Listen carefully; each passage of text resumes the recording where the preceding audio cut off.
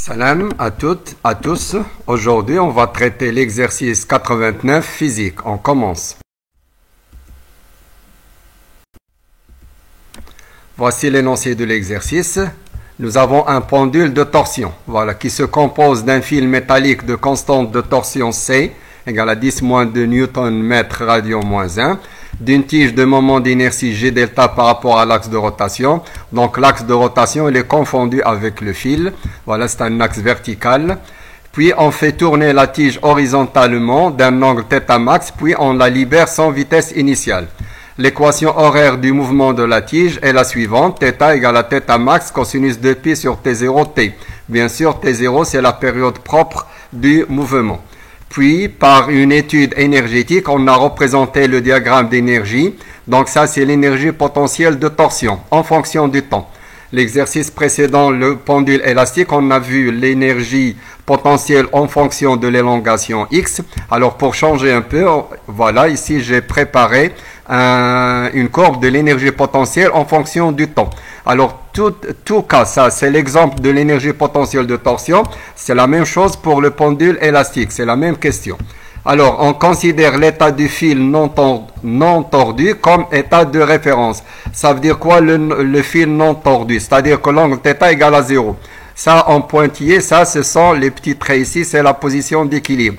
Alors, en position d'équilibre, on considère que l'énergie potentielle de torsion est nulle. C'est-à-dire, quand θ égale à 0, l'énergie égale à 0. Première question, quelle est la nature du mouvement de la tige? Donc, d'après l'équation, c'est un mouvement sinusoïdal, d'accord? Donc, mais ici, on n'a pas un mouvement rectiligne, on a une rotation. Donc, on dit que la tige a un mouvement de rotation sinusoïdal. Par contre, le pendule élastique, on a dit que c'est un mouvement rectiligne sinusoïdal. Alors, on va écrire cette première question. D'après l'équation du mouvement qui est déjà donnée ici, on déduit que le mouvement de la tige, bien sûr, est une rotation sinusoïdale. Question 2. Déterminer la valeur de l'amplitude θ max et celle de la période propre T0. Alors, pour l'amplitude θ max, on a ici la courbe. Donc, on va exploiter l'expression de l'énergie potentielle de torsion. Premièrement, par définition, c'est quoi l'énergie potentielle de torsion? C'est 1 demi C θ au carré plus une constante. La constante qui dépend de l'état de référence. D'après l'exercice, qu'est-ce qu'on a? On a l'état de référence, c'est-à-dire l'énergie égale à 0, quand le fil non tordu, c'est-à-dire θ égale à 0. Alors, vous remplacez l'énergie par 0, θ par 0, alors on va trouver que la constante égale à 0. Alors, j'élimine ici la constante, et voilà l'expression de l'énergie potentielle. Alors, je prends un cas particulier, je prends l'énergie maximale. Donc, l'un de ces trois points, quand l'énergie est maximale, bien sûr, quand l'énergie est maximale, l'amplitude ou bien l'élongation est maximale. Et c'est comme ça que je vais tirer l'expression de θ max. Voilà, EP max égale à 1 demi C θ max au carré, ce qui va me donner θ max égale racine carrée de l'énergie, 2 fois l'énergie maximale sur C. Application numérique. Voilà, 2 fois l'énergie maximale, c'est 5, 10 moins 3. Ici, vous avez joules, c'est bien. Et la constante de torsion, voilà, c'est 10 moins 2. Donc, on va trouver égal à 1 et l'unité, c'est en radians. Question numéro 1, ou bien la suite de la question 2. On veut la période T0. Alors là, il faut se méfier. On a vu ça dans le dipôle idéal LC, si vous vous rappelez. Alors ici, ça, ce n'est pas la courbe de la vitesse ou bien la courbe de l'élongation. Ça, c'est la courbe de l'énergie. L'énergie, elle est portée au carré. Donc l'équation ici, vous n'avez pas sinus ou bien cosinus, vous avez sinus au carré ou bien cosinus au carré.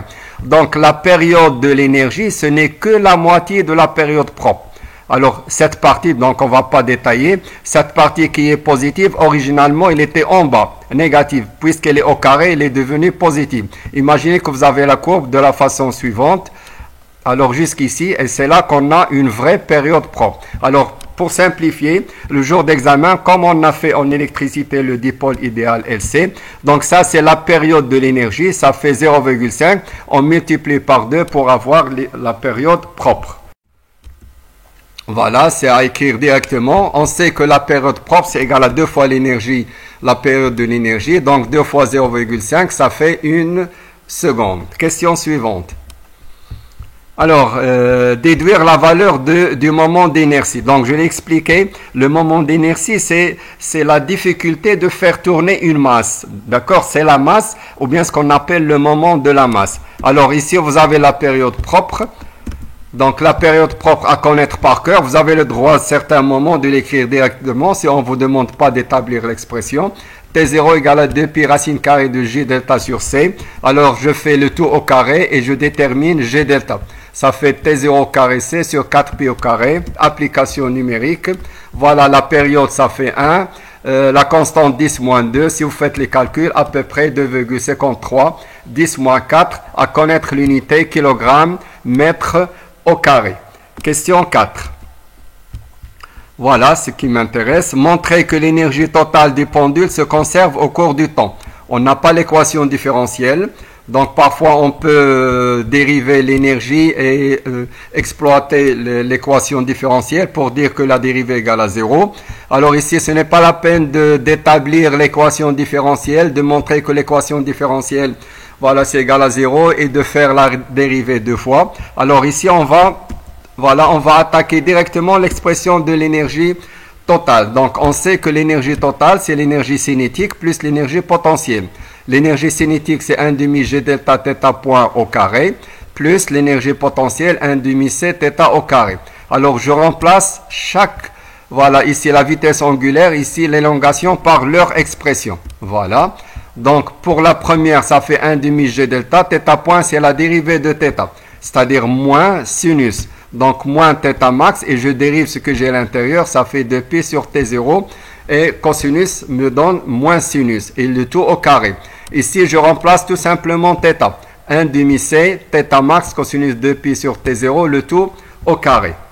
Alors, l'astuce, c'est remplacer 2pi sur T0. Alors, tirer ici 2pi sur T0, ça fait racine carrée de C sur G delta. Je vais remplacer tout ce que j'ai changé ici. J'ai remplacé 2pi sur T0.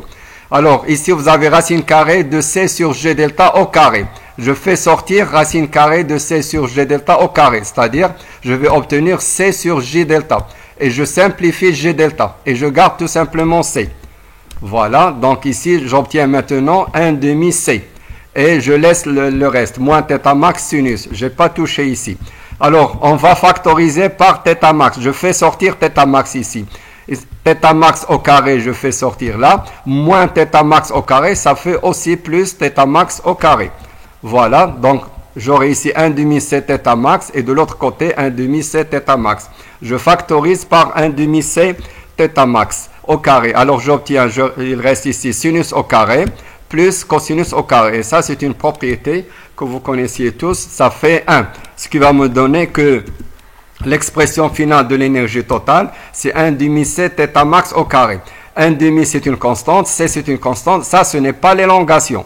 C'est l'élongation qui varie. Ça, ce n'est pas θ, c'est θ max. C'est une valeur constante. Donc, toute l'énergie, elle est constante. C'est-à-dire, on a éliminé le temps. La seule variable ici, c'est le temps. Lorsqu'on a éliminé la variable, donc tout le reste, on a montré que c'est une constante. Et j'en profite, dans d'autres exercices, on va vous demander de montrer que l'énergie totale égale à 1 demi C θ max au carré. C'est-à-dire, égale à l'énergie potentielle maximale. Donc, montrer que l'énergie totale égale à l'énergie maximale ou bien trouver l'expression de l'énergie en fonction de C et θ max. Voilà, ça c'est une démarche. Si on vous demande une démonstration. Dernière question. Calculer la vitesse linéaire du point A. Donc, vous avez ici le point A. Voilà.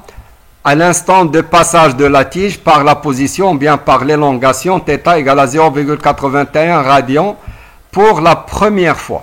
Alors, d'après l'exercice, on a fait tourner la tige d'un angle θ max, puis on a libéré son vitesse initiale. D'accord? Voilà, donc il va passer pour la première fois. Alors, on sait qu'il y a une relation entre la vitesse linéaire et la vitesse angulaire. Avant d'utiliser cette relation, on va chercher à quel instant, à quel moment, elle va passer par la position θ égale à 0,81. Ça, c'est la première étape. On calcule l'instant de passage par la position θ 0,81 radians pour la première fois. Position et condition. Alors, vous avez l'équation du mouvement, la position. On va tirer cosinus de pi. Donc cosinus de pi sur t, je cherche le temps cette fois-ci, égale à θ sur θ max. Alors je remplace, je remplace θ et θ max, ça fait 0,81 la position, et θ max ça fait 1. Donc cosinus de pi sur t0t égale à 0,81. Sur votre calculatrice, vous allez mettre cosinus moins 1. Voilà, shift cosinus, cosinus moins 1. Quel est l'angle, quelle est la valeur de 2pi sur t0t dans le cosinus? Il va nous donner 0,81. Alors, on aura deux résultats, soit pi sur 2, pi sur 5, soit moins pi sur 5. On sait que cosinus alpha égale à cosinus moins alpha. Donc, soit plus pi sur 5, soit moins pi sur 5. Et puisque c'est périodique, je fais ici plus de kpi. Donc, première solution, plus pi sur 5 plus de kpi, ou bien moins pi sur 5 plus de kpi. Alors, puisque le temps est une valeur positive, voilà, première condition. Donc, on ne va pas prendre les valeurs négatives. Deuxième condition, la première fois. Lorsqu'on vous dit la première fois, ça veut dire la plus petite valeur possible. Voilà, donc la plus petite valeur possible, donc on va prendre k égale à 0 et on va prendre la valeur positive, c'est-à-dire pi sur 5. Et c'est comme ça on a respecté les conditions. Donc la première fois correspond à k égale à 0 et on prend une valeur positive puisque le temps il a toujours une valeur positive à partir de 0. Voilà, je calcule le temps, on va trouver à peu près 0,1 seconde. Je simplifie pi, t0 c'est égal à 1, on aura 1 sur 10, ça fait 0,1. Maintenant, la vitesse. On sait, on va calculer la vitesse linéaire du point A. On sait que la vitesse linéaire c'est égal à r fois la vitesse angulaire. Ça à connaître par cœur. La vitesse égale à le rayon fois la vitesse angulaire. Je remplace la vitesse angulaire. OA c'est le rayon bien sûr. Donc la vitesse angulaire c'est moins θ max de pi sur t0 sinus de pi sur t0t.